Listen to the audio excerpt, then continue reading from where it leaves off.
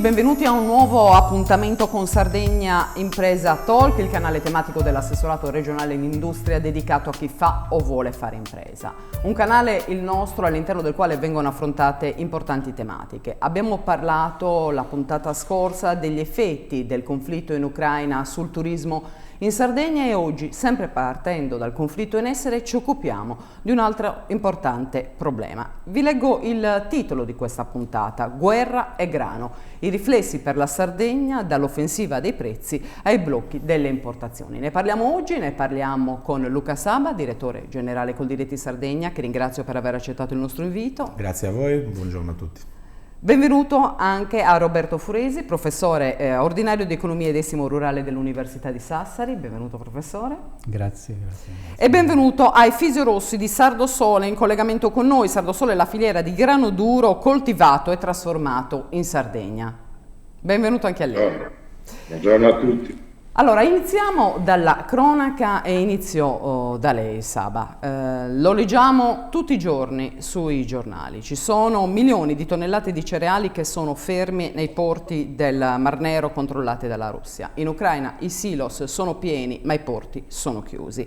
E l'Europa sta pianificando una strategia attraverso dei corridoi di solidarietà. Abbiamo anche visto che attraverso invece un sistema di reti ferroviarie di collegamenti si è arrivati a sbloccare un primo carico verso la Lituania, quindi il problema si sta affrontando anche a livello europeo e magari dopo faremo un riferimento e mi dite cosa pensate di questa strategia che sta pianificando l'Europa, ma nel frattempo noi nell'isola siamo già in sofferenza, perché se è vero, così come la Coldiretti presume, che non soffriremo di carenza di pane o prodotti derivati nei prossimi mesi, quindi continueremo ad averli nelle nostre tavole, è altrettanto vero che l'offensiva dei prezzi si fa già sentire. E se di prezzi si sta parlando, il settore zootecnico è quello che sta sentendo maggiormente questa sofferenza, perché i mangimi, lo sappiamo, derivano sempre da quei silos che sono fermi nel Mar Nero. Allora le chiedo, qual è la situazione contingente a oggi?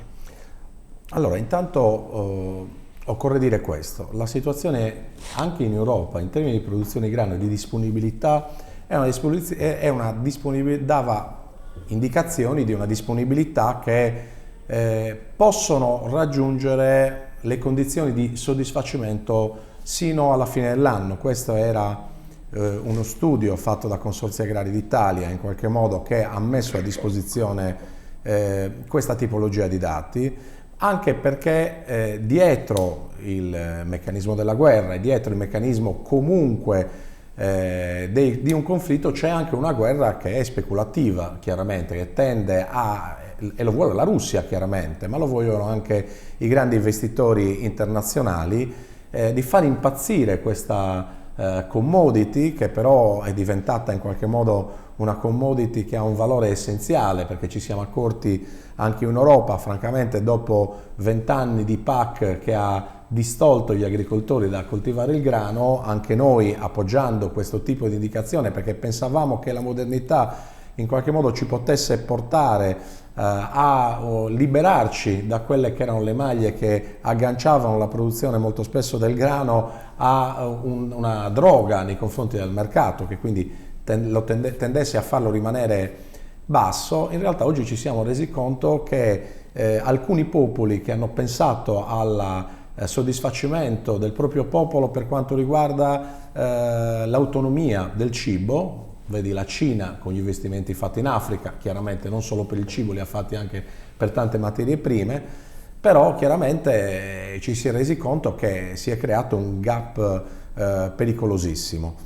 La Sardegna ha un dato importantissimo in realtà rispetto all'Italia. Noi importiamo, e questo lo posso dire con certezza, nel 2021 abbiamo importato 560.000 tonnellate di cereali, la maggior parte grano, che è finito purtroppo nella pasta che è stata trasformata. Noi avremmo preferito con il Fisio Rosso poterlo fare in Sardegna quel grano, perché 560.000 tonnellate per una media di 30 quintali a ettaro, diciamo, considerate così, insomma, all'ingrosso, significa 180.000 ettari di territorio che potevamo coltivare anche noi per cereali e altre granaglie, come anche per l'alimentazione azotecnica come l'orzo e l'avena. Tutto questo partiva dal porto di Odessa, per cui in realtà il canale marino che noi abbiamo sempre sfruttato per noi è fondamentale. La vedo molto difficile, soprattutto per un ulteriore innalzamento dei costi, che questo grano faccia un percorso via treno passando per la Lituania per arrivare poi anche nei nostri territori. Lì lo scartamento è anche differente, quindi ci sono proprio dei problemi alla base. Ci sarebbe un problema grosso. Però diciamo che abbiamo il tempo, è questo che diciamo noi vorremmo far emergere anche contro questi effetti speculativi, abbiamo ancora il tempo di prepararci alla prossima stagione, perché se è vero che reggiamo questa stagione perché il grano nel mondo c'è, il problema è pagarlo.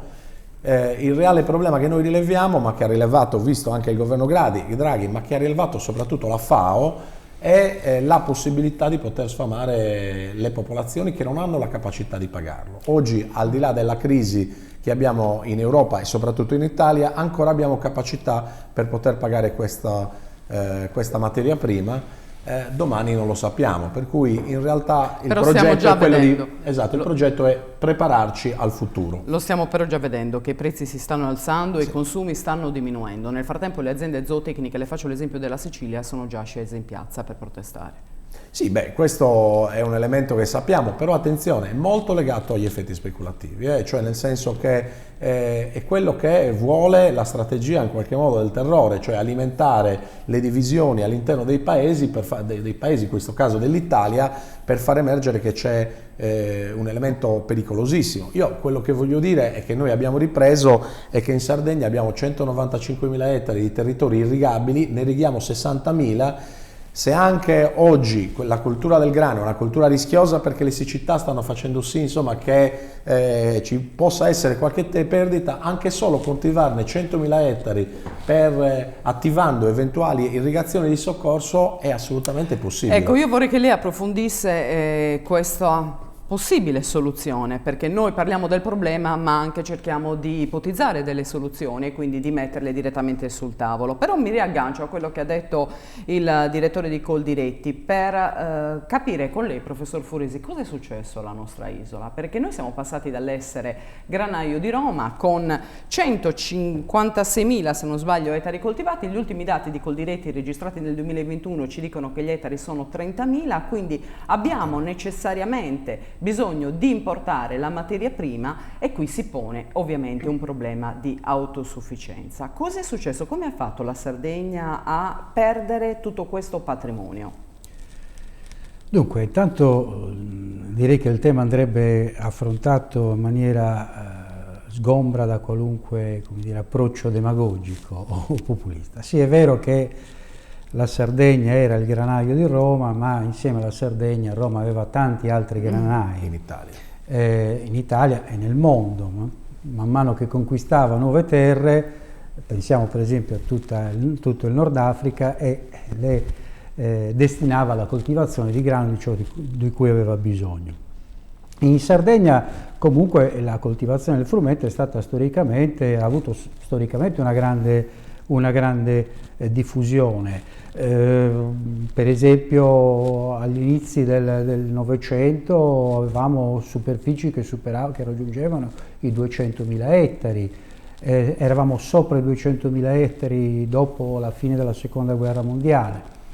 Cosa è successo? Mi fermo al periodo post-bellico. È successo che il grano ha sofferto, intanto quella superficie probabilmente era coperta per una certa parte da terreni molto marginali, quindi poco produttivi, che poi via via sono stati abbandonati o destinati ad altri usi, e poi ha sofferto la concorrenza di altre produzioni più competitive, in primis l'allevamento ovino, laddove 50-60 anni fa c'era il grano, oggi troviamo la pecora o, ahimè, troviamo i terreni incolti. E poi è successo negli ultimi 20-30 anni che una misura che incentivava molto la coltivazione del grano duro, diciamo, io direi in maniera molto drastica, la semina del grano duro più che la vera e propria coltivazione, cioè il famoso premio comunitario che raggiunse e superò i 300 euro a ettaro ed era un premio così alla coltivazione che prescindeva dalla quantità e qualità di prodotto che si otteneva. Sto ragionando a spanne, un meccanismo di premi che incentivava l'ammasso fondamentalmente piuttosto che la finalizzazione delle vendite al mercato, aveva determinato uno sviluppo della cultura. Venute meno queste misure con le varie riforme della PAC, il grano è entrato in sofferenza ed ecco che arriviamo appunto a quei 25-30 mila ettari cui lei faceva riferimento, che sono la misura fondamentalmente attuale di estensione della superficie. Io credo comunque che ci siano margini anche ampi per ritornare a una dimensione fisiologica che io penso si possa attestare intorno agli 80-90 mila ettari. Fisiologica intendo tenendo conto anche del problema climatico al quale faceva giustamente riferimento il dottor Saba. Non è più tanto facile fare grano come in passato, bisogna tener conto anche di questi aspetti. È chiaro che ci vuole però una convergenza di impegni, di politiche, di interventi che coinvolgano tutti gli attori della filiera, non soltanto gli agricoltori, e che evidentemente pongano però la produzione agricola al centro. Questo è un problema che riguarda tutte le produzioni agricole e agroalimentari italiane. Cito un dato Ismea: su 100 euro di spesa dei consumatori italiani, nei prodotti trasformati, e il grano è uno di questi perché evidentemente subisce delle trasformazioni, soltanto 6 o giù di lì, 6-7 euro di questi 100 spesi dei consumatori arrivano all'agricoltore. È evidente che uno sforzo per valorizzare questa produzione, per incrementare il valore aggiunto, non può prescindere dal fatto che questo valore aggiunto debba essere in misura maggiore rispetto a quello attuale. Cioè coltivare del grano deve nuovamente essere conveniente. Deve essere conveniente. La convenienza deve essere, certo, in questa contingenza con i costi di fattori produttivi alle stelle è ancora più complicato. Certo. C'è chi però ha deciso di puntare tutto sul grano della Sardegna. Sole Sardo è una filiera di grano duro che è prodotto e trasformato nella nostra isola, nasce ufficialmente nel 2012 con la forma giuridica del rete contratto, ovvero al centro c'è il progetto, tutto intorno come se fossero degli ingranaggi ci sono gli attori della filiera. È un accordo che è arrivato a compimento nel 2012 dopo tante interlocuzioni e l'elemento di grande novità che ci fu fin dall'inizio fu quello di dare un prezzo minimo garantito a tutti i produttori prima di seminare. Efisio Rosso, lei è uno dei padri di Sardo Sole, voi avete agito in controtendenza anche rispetto a quello che ci stiamo raccontando oggi in questa puntata. E allora le chiedo qual è la situazione alla luce dei problemi che derivano non soltanto da quelli internazionali che abbiamo citato, ovvero la crisi in Ucraina, ma anche alla luce dei problemi relegati alle annate, l'imponderabile, non si sa mai poi alla fine quanta resa ci sarà. Lei al telefono quando ci siamo sentiti mi ha detto sul grano duro dovremmo farcela raccolto consentendo, però sul zootecnico siamo già in sofferenza. Beh, dunque, mi ricollego un po' a quanto diceva Luca, no? Sulla complessità della situazione. È chiaro che quando un sistema produttivo, paese o anche regionale, no, è prevalentemente dipendente dall'esterno, situazioni come quelle che si sono verificate con la guerra, ma anche fattori il grano, l'aumento del prezzo del grano quest'anno è partito già ad agosto con i dati della produzione scarsa canadese. Certamente ti pone ad affrontare una serie di questioni molto, molto importanti, no? C'è una ripresa, una riattenzione, diciamo, ministeriale, no? A riragionare un po' come sistema paese. La troppa dipendenza, diciamo, stiamo scoprendo che ci fa male sotto tanti punti di vista e non solo sui cereali, vedi il settore energetico, il gas. Chiaramente forse ci dovevamo tutti, o meglio, non noi che lavoriamo sulla roba sarda, altri interlocutori, no, vari, avrebbero dovuto pensarci prima. perché sedersi a un tavolo di filiera ministeriale, sentir dire che forse a giugno salta un'intera filiera pane del tenero in Italia, forse non si riesce ad alimentare a giugno, no? I nostri animali nelle produzioni zootecniche perché non c'è mais. Ecco che ci dobbiamo un po' interrogare tutti.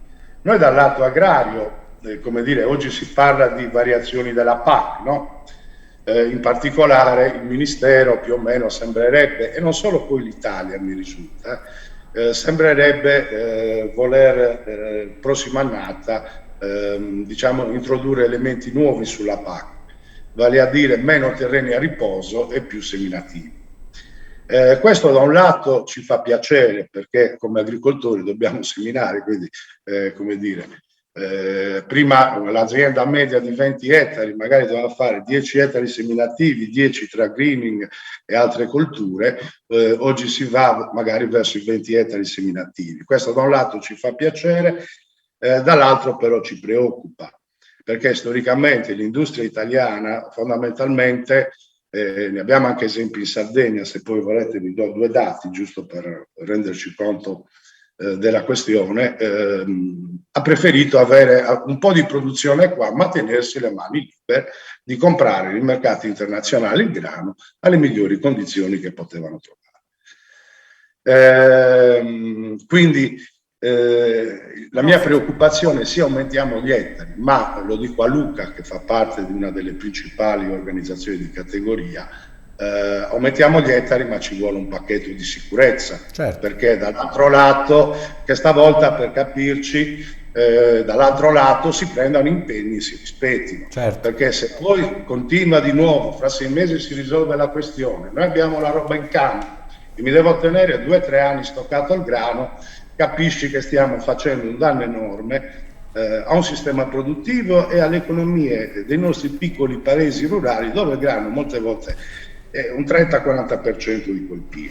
Lei, Fisioroso, ovviamente fa riferimento a tempi neanche troppo lontani, quando comunque la granizia sono dietro l'angolo. Sì, e noi abbiamo già avuto dimostrazione. A novembre dovremmo rientrare in campo. Abbiamo avuto dimostrazione che già in passato è stato preferito altro grano che non quello sardo, quindi il timore è che resti fermo e ci devono essere, voi chiedete noi aumentiamo la produzione, nel frattempo gli altri rimangono liberi. Sì, è chiaro.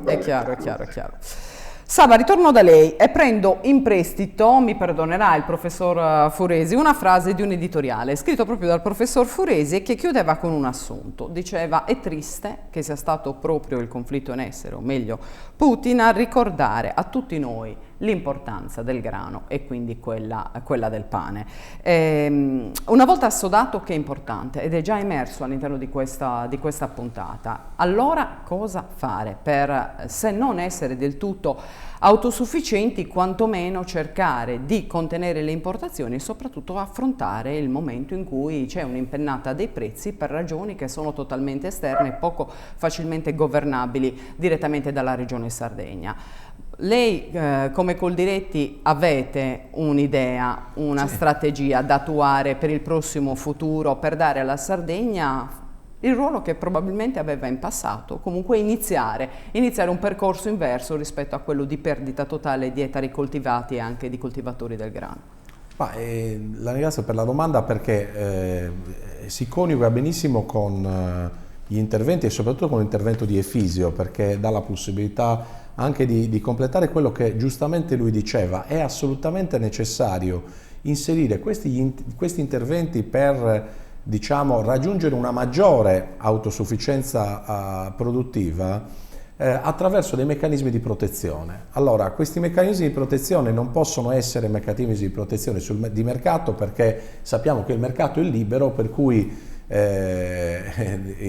i nostri imprenditori acquisteranno poi di qualsiasi tipo, sia dalla trasformazione che gli zootecnici, da quello che è il mercato più basso, no? Che gli darà maggiore convenienza economica. Per far questo dobbiamo legare le nuove produzioni a dei meccanismi diversi, che sono i contratti di filiera che hanno una durata pluriennale, e che anche la possibilità che le incentivazioni europee previste sia per il mondo della trasformazione sia per il mondo della produzione siano legate maggiormente in futuro a meccanismi che consentano un'integrazione della filiera.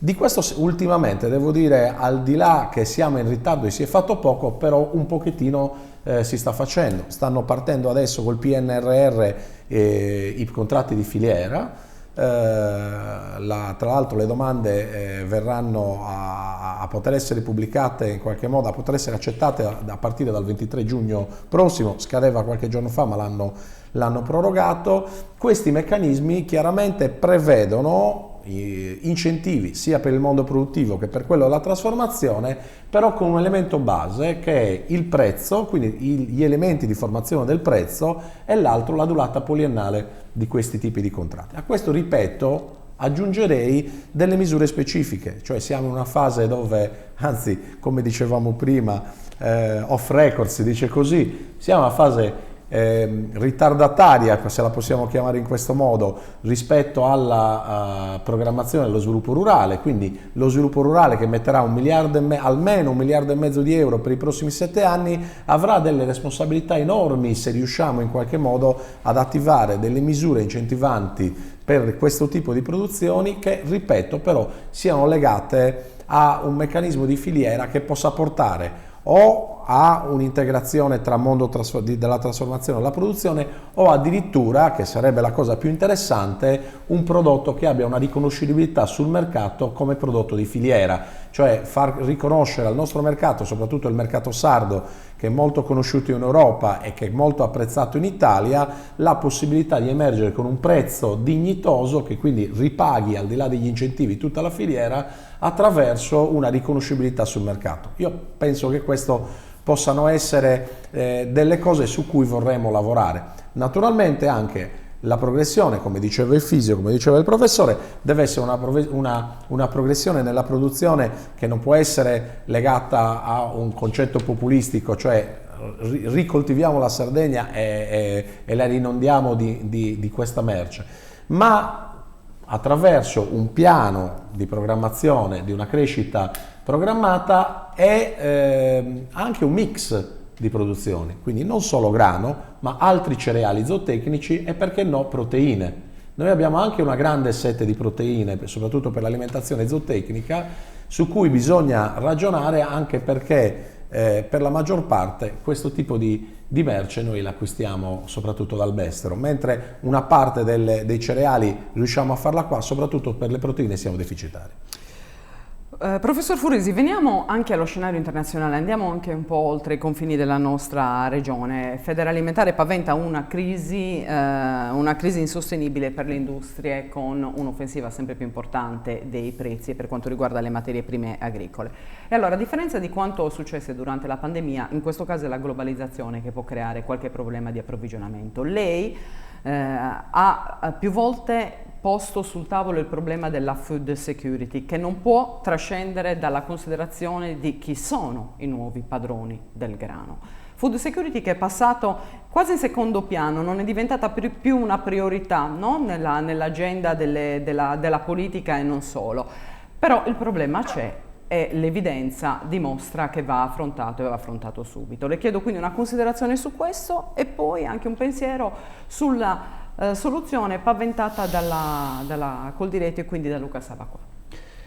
Beh sì, il tema della sicurezza alimentare, inteso sia in termini quantitativi che qualitativi, cioè la possibilità di disporre non soltanto di cibo, ma di cibo sano, che abbia tutti i requisiti da un punto di vista nutrizionale, e aggiungo anche un cibo che sia accessibile, perché uno dei problemi, il dottor Rosso accennava ai piccoli paesi della Sardegna, nei piccoli paesi della Sardegna inizia a manifestarsi da qualche tempo quello che gli americani con grande efficacia indicano i deserti alimentari, cioè le persone hanno disponibilità di reddito ma non hanno accesso a cibi, trovano difficoltà ad avere accesso al cibo di qualità, perché sono paesi troppo piccoli, spopolati, troppo vecchi. Faccio un esempio banalissimo: portare il latte fresco di giornata in un paese che ha 120 anni può non essere conveniente per l'impresa che la produce, quindi l'anziano del luogo è costretto a ripiegare su un latte di minor qualità. Al di là di questo esempio, quindi il tema della sicurezza alimentare è certamente è tornato di grande attualità. Si affronta aumentando la produzione, e quindi anche le soluzioni che venivano proposte prima sono certamente rilevanti. Si affronta diversificando il portafoglio dei propri fornitori. L'errore strategico che non soltanto l'Italia ma tutta l'Europa ha commesso è stata quello di legarsi mani e piedi ad alcuni fornitori per ragioni evidentemente di convenienza economica, ma aggiungo anche politica. Oggi abbiamo scoperto che la diversificazione del portafoglio fornitori ti dà la possibilità di giostrare meglio, di districarti meglio in una situazione di crisi. Aggiungo un tema del quale non parla nessuno: il problema della sicurezza alimentare è anche da gestire sul piano degli scarti alimentari. Noi abbiamo problemi, tutto il mondo occidentale ha problemi di approvvigionamento, anche perché sono ancora altissimi i quantitativi di prodotti alimentari che vengono lungo i processi produttivi scartati, ma anche all'interno delle famiglie. Do un dato: le famiglie italiane si stima che scartino, facciano finire nei rifiuti 120-130 kg di cibo all'anno, che sono una quantità straordinaria, dentro il quale abbiamo ovviamente anche i cereali e i derivati dei cereali. Per quanto riguarda la soluzione che proponeva il dottor Saba, io sono assolutamente d'accordo. Da questa crisi si esce e si può provare a rilanciare questo, come tanti altri comparti, attraverso il sistema, la strada della concertazione, quindi il sistema degli accordi di filiera. Io mi permetto di sottolineare l'utilità di coinvolgere in questi accordi di filiera anche per esempio la ristorazione, che per quanto riguarda la nostra regione ha un ruolo e può avere un ruolo fondamentale, determinante, soprattutto in quel processo di creazione di valore aggiunto che poi torna a cascata sul produttore. Butto lì: quanti ristoranti sardi offrono un pane fatto con grani sardi e lo valorizzano, lo presentano, per non parlare delle paste, anche quelle fresche, anche se non sono fatte non sempre con grano duro. Quindi questo è un altro aspetto, una componente che non terrei fuori diciamo, da questo confronto. Sempre per eliminare la componente così demagogica, aggiungo anche, e mi ricollego a quello che diceva il signor Rosso, i grani di forza cosiddetti, l'Italia li ha sempre importati, cioè i grani ad alto contenuto proteico, fin da quando il sistema dell'industria pastaria ha preso piede, legato soprattutto ai grandi flussi migratori degli italiani. Perché non avevamo grani con alto contenuto proteico, non ne avevamo a sufficienza. Possiamo aumentare la produzione, però credo che ci siano dei limiti. Un dato: noi importiamo 800 milioni, 1 miliardo di grano duro, noi Italia, ma ne esportiamo 2 miliardi e mezzo di pasta. Quindi creiamo un bel valore aggiunto che auspicabilmente dovrebbe rimanere su tutta la filiera. Efiso Rosso, chiudo con lei, perché chi più di lei che ha, mi verrebbe da dire, le mani in pasta, perché vive sulla propria pelle i problemi ovviamente che derivano da questa crisi, se possiamo chiamare tale, del grano, può darci delle indicazioni per il futuro, riferite ovviamente alla nostra isola e quindi anche alle istituzioni. Cosa si può fare per rendere a tutti voi un futuro un po' più facile da gestire anche dal punto di vista della produzione di tutte le problematiche da affrontare? Dunque, mi riallaccio un po' a quanto diceva il professor Furesi. Il tema della sicurezza alimentare, sul grano le problematiche ci sono. Se noi consideriamo che nei paesi da cui importiamo, prendiamo il Canada, no? Una partita di grano non deve superare le 700 parti per milione di glifosato. In Europa abbiamo una normativa che consente fino a 1700 parti per milione e il problema della salute ce l'abbiamo. Dall'altro lato, se ci mangiamo il nostro, di sicuro riattiviamo di più la nostra economia e analogamente se andiamo a ridurre il fabbisogno, le ricadute rispetto a portare una materia prima da fuori, fare la pasta e rivenderla nel mondo, che è un processo che genera valore in alcuni anelli della filiera, ma non lo genera a valle, dove continuiamo magari ad avere o rischiamo di continuare ad avere più o meno un certo ettaraggio di terreni incolti. Le prospettive, ecco, si parla di crisi, ecco, io avrei voluto sentire parlare di crisi del grano nel triennio 2016 e 2018, con un grano a 16 euro, 17 euro per 3 anni nelle borse, che ha distrutto un sistema produttivo dove non si è, alla fine poi ci troviamo un tribunale addirittura che dichiara che i prezzi di quei 3 anni erano nulli perché non sono stati rispettati in commissione i prezzi. Ecco, lì si doveva parlare di crisi del grano. Oggi dal punto di vista produttivo mi si permette, il grano a 54 euro, sono problemi che mi piace avere, mi si permette una volta tanto. Bene, io con questa riflessione chiudiamo questo appuntamento di Sardegna Impresa Talk. Intanto ringrazio gli ospiti per essere intervenuti quest'oggi. Sicuramente è un tema ancora da trattare e da tenere insomma sotto osservazione per capire quali saranno le evoluzioni, quindi sentitevi anche riconvocati prossimamente. Okay. Vi ringrazio ancora e ovviamente ringrazio tutti voi per aver seguito questo appuntamento di Sardegna Impresa Talk. Ci vediamo presto, arrivederci. Grazie. Ciao. Grazie. Arrivederci, buon giorno.